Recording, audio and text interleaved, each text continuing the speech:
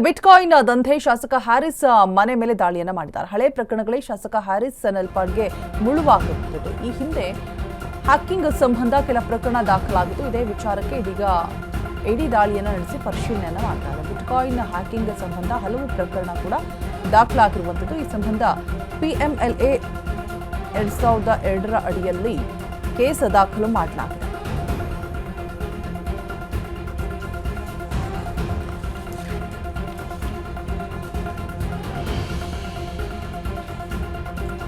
ECIR ದಾಖಲಿಸಿಕೊಂಡು Harris ಮನೆಯಲ್ಲಿ ಪರಿಶೀಲನೆ ಕೂಡ ಮಾಡಲಾಗ್ತಾ ಇರುವಂಥದ್ದು. ವೆಬ್ಸೈಟ್, ವ್ಯಾಲೆಟ್ ಹ್ಯಾಕ್, ಡಿಜಿಟಲ್ ಆಸ್ತಿ ಕೂಡ ಕಳವಾಗಿದೆ. ಹ್ಯಾಕ್ ಮಾಡಿ ಡೇಟಾ ಕಳವು ಮಾಡಿರುವಂತಹ ಆರೋಪ ಕೂಡ ಮತ್ತೊಂದು ಕಡೆ ಕೇಳಿ ಬರ್ತಾ ಇದೆ. ಸೊ ಕ್ರಿಪ್ಟೋ ಟ್ರೆಂಡಿಂಗ್ ಪ್ಲಾಟ್ಫಾರ್ಮ್ ಮೂಲಕ ಮಾರಾಟವನ್ನು ಕೂಡ ಮಾಡಲಾಗ್ತಾ ಇದೆ. ಬಂದ ಹಣ ಬ್ಯಾಂಕ್ ಖಾತೆಗಳ ಮೂಲಕ ವರ್ಗಾವಣೆ ಆಗ್ತಾ ಇರುವಂಥದ್ದು. ಹ್ಯಾಕರ್ ಶ್ರೀಕಿ ಸಹಚರರಿಂದ ವೈಯಕ್ತಿಕ ಲಾಭಕ್ಕಾಗಿ ಬಳಕೆ ಮಾಡಿಕೊಳ್ಳಲಾಗ್ತಾ ಇದೆ. ಇನ್ನು ಇದೇ ವಿಚಾರಕ್ಕೆ ದಾಳಿಯನ್ನು ನಡೆಸಿ ಶೋಧವನ್ನು ಕೂಡ ಮಾಡ್ತಾ ಇರುವಂತಹ ಇಡಿ.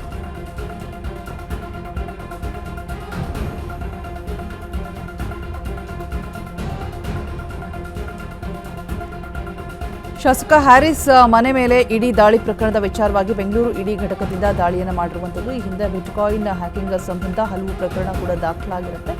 ಈ ಸಂಬಂಧ PMLA 2002 ಅಡಿಯಲ್ಲಿ ಪ್ರಕರಣವನ್ನು ದಾಖಲಿಸಿಕೊಳ್ಳಲಾಗಿದೆ. ಇನ್ನು ಇಡಿಯಲ್ಲಿ ECIR ದಾಖಲಿಸಿ ತನಿಖೆ ಕೂಡ ಮಾಡಲಾಗ್ತಾ ಇರುವಂಥದ್ದು. ವೆಬ್ಸೈಟ್, ವ್ಯಾಲೆಟ್ ಹ್ಯಾಕ್, ಡಿಜಿಟಲ್ ಆಸ್ತಿಯನ್ನು ಕಳವು ಮಾಡಿರುವಂಥದ್ದು. ಹ್ಯಾಕ್ ಮಾಡಿ ಡೇಟಾ ಕಳವು ಮಾಡಿದ್ದಾರೆ. ನಂತರ ಕ್ರಿಪ್ಟೋ ಟ್ರೆಂಡಿಂಗ್ ಪ್ಲಾಟ್ಫಾರ್ಮ್ ಮೂಲಕ ಅವುಗಳ ಮಾರಾಟ ಕೂಡ ಮಾಡಿರುವಂಥದ್ದು. ಮಾರಾಟದಿಂದ ಬಂದ ಹಣವನ್ನು ಬ್ಯಾಂಕ್ ಖಾತೆಗಳ ಮೂಲಕ ವರ್ಗಾವಣೆ ಮಾಡಲಾಗಿದೆ. ಇನ್ನು ಶ್ರೀಕಿ ಅಲಿಯಾಸ್ ಶ್ರೀಕೃಷ್ಣ ಮತ್ತು ಸಹಚರರಿಂದ ವೈಯಕ್ತಿಕ ಲಾಭಕ್ಕಾಗಿ ಬಳಕೆ ಮಾಡಲಾಗಿದೆ. ಇದೇ ವಿಚಾರ ಸಂಬಂಧ ದಾಳಿಯನ್ನು ನಡೆಸಿ ಶೋಧವನ್ನು ಕೂಡ ಮಾಡಲಾಗ್ತಾ ಇದೆ.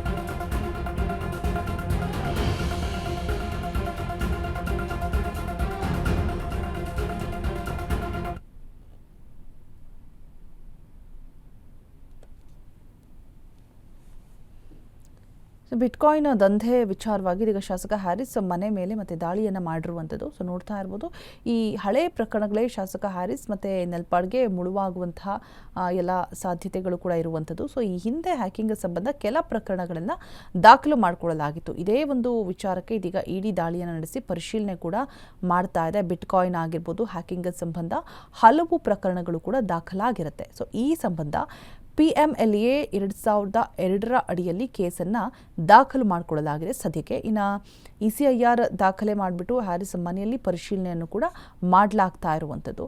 ಸೊ ವೆಬ್ಸೈಟ್ ಮತ್ತು ವ್ಯಾಲೆಟ್ ಹ್ಯಾಕ್, ಡಿಜಿಟಲ್ ಆಸ್ತಿ ಕಳವು ಇದೆಲ್ಲದರ ಬಗ್ಗೆ ಕೂಡ, ಇನ್ನು ಹ್ಯಾಕ್ ಮಾಡಿ ಡೇಟಾ ಕಳವು ಮಾಡಿರುವ ಬಗ್ಗೆ ಕೂಡ ಆರೋಪ ಕೂಡ ಕೇಳಿ ಬರ್ತಾ ಇದೆ. ಸೊ ಎಲ್ಲವನ್ನು ಕೂಡ ವಿಚಾರಣೆ ಮಾಡಲಾಗ್ತಾ ಇದೆ, ತನಿಖೆಯನ್ನು ಮಾಡಲಾಗ್ತಾ ಇರುವಂಥದ್ದು. ಫೈನಲಿ ದಾಳಿಯನ್ನು ಮಾಡಿದ್ದಾರೆ ಶಾಸಕ ಹ್ಯಾರಿಸ್ ಮನೆ ಮೇಲೆ. ಕ್ರಿಪ್ಟೋ ಟ್ರೆಂಡಿಂಗ್ ಪ್ಲಾಟ್ಫಾರ್ಮ್ ಮೂಲಕ ಮಾರಾಟವನ್ನು ಮಾಡಿದ್ದಾರೆ ಅನ್ನುವಂತಹ ಆರೋಪ ಕೂಡ ಇದೆ. ಸೊ ಹಾಗಾಗಿ ತನಿಖೆಯನ್ನು ಮಾಡ್ತಾ ಇರುವಂಥದ್ದು.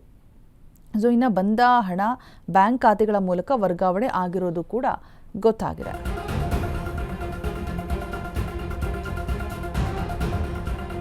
ಬಿಟ್ಕಾಯಿನ್ ಕಿಂಗ್ ಪಿನ್ ಬೆಂಗಳೂರಿನ ಜಯನಗರದಲ್ಲಿರುವಂತಹ ಶ್ರೀಕಿ ಮನೆ.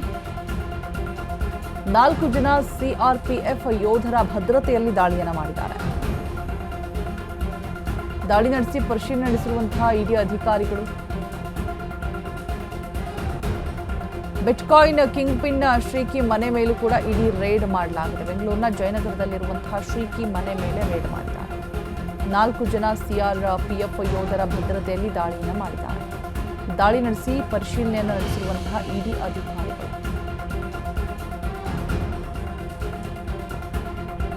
ಬಿಟ್ಕಾಯಿನ್ ಕಿಂಗ್ ಪಿನ್ ಶ್ರೀಕಿ ಮನೆ ಮೇಲೂ ಕೂಡ ಇಡಿ ರೇಡ್ ಮಾಡಲಾಗಿದೆ. ಬೆಂಗಳೂರಿನ ಜಯನಗರದಲ್ಲಿರುವಂತಹ ಶ್ರೀಕಿ ಮನೆ. 4 ಜನ CRPF ಯೋಧರ ಭದ್ರತೆಯಲ್ಲಿ ದಾಳಿಯನ್ನು ಮಾಡಿದ್ದಾರೆ. ದಾಳಿ ನಡೆಸಿ ಪರಿಶೀಲನೆ ನಡೆಸ್ತಾ ಇರುವಂತಹ ಇಡಿ ಅಧಿಕಾರಿಗಳು.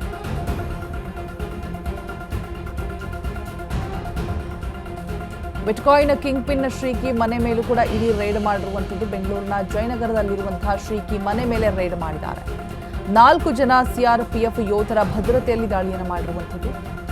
ಸೊ ಪರಿಶೀಲನೆಯನ್ನ ಮಾಡ್ತಾ ಇದ್ದಾರೆ ಪ್ರಕರಣವನ್ನು ದಾಖಲಿಸಿಕೊಂಡು.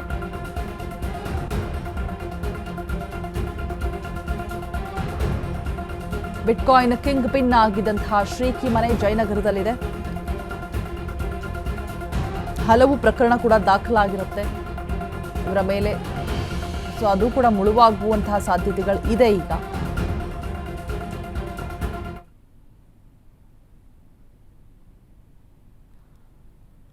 ಸೊ ಹಳೆ ಪ್ರಕರಣಗಳೇ ಶಾಸಕ ಹ್ಯಾರಿಸ್ ಮತ್ತು ನಲ್ಪಾಡ್ಗೆ ಮುಳುವಾಗುವಂತಹ ಸಾಧ್ಯತೆಗಳು. ಈ ಹಿಂದೆ ಹ್ಯಾಕಿಂಗ್ ಸಂಬಂಧ ಕೆಲ ಪ್ರಕರಣ ಕೂಡ ದಾಖಲಾಗಿರುತ್ತೆ.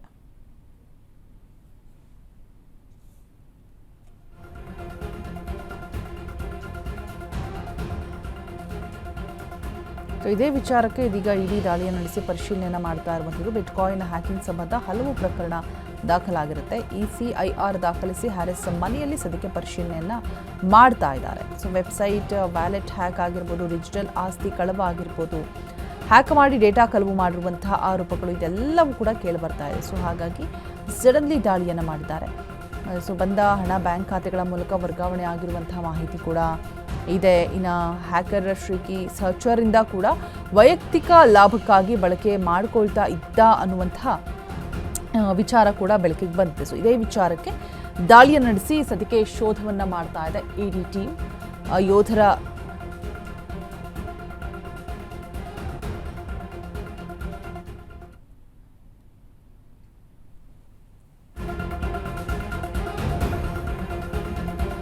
ಇಂತಹ ಸಾವಿರಾರು ರೇಡ್ಗಳನ್ನು ನಾನು ನೋಡಿದ್ದೀನಿ ಬಿಡಿ.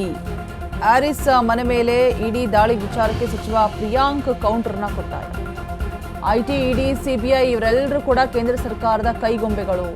ಇಡೀ CBIಯನ್ನ ಪೊಲಿಟಿಕಲ್ ಟೂಲ್ ಆಗಿ ಬಳಸಿಕೊಳ್ತಾ ಇದೆ. ಇದೆಲ್ಲ ಕೈ ನಾಯಕರನ್ನ ಹೆದರಿಸೋಕೆ ಮಾಡ್ತಾ ಇರೋದು ಅಷ್ಟೇ ಅಂತ ಹೇಳ್ತಿದ್ದಾರೆ. ಅನಾಮಿಕತೆಯೇ ಇದರ ಮೊದಲ ಕಾನ್ಸೆಪ್ಟ್. ಪ್ರಿಯಾಂಕ್ ಖರ್ಗೆ ಟಾಂಗ್ ಕೊಡ್ತಾ ಇದ್ದಾರೆ. ರೇಡ್ ಆಗೋದಾದ್ರೆ ಬಿಜೆಪಿಯರ ಮೇಲೂ ಕೂಡ ಆಗಲಿ, ದೊಡ್ಡವರು ಯಾರೆಂದು ಕೂಡ ಚಾರ್ಜ್ ಶೀಟ್ನಲ್ಲೇ ಕೆಲವರ ಹೆಸರಿಲ್ಲ. ಆಗ ಹೋಮ್ ಮಿನಿಸ್ಟರ್ ಯಾರಿದ್ರು, ಯಾರ ಆಡಳಿತ ಇತ್ತು ಗೊತ್ತಿಲ್ವಾ ಅಂತ ಪ್ರಶ್ನೆ ಮಾಡ್ತಾ ಇದ್ದಾರೆ. ಹಿಂದಿನ ಸರ್ಕಾರದವರು ಕೂಡ ಏನು ನಡೆದೇ ಇಲ್ಲ ಅನ್ನುವಂತೆ ಹೇಳ್ತಾ ಇದ್ದಾರೆ.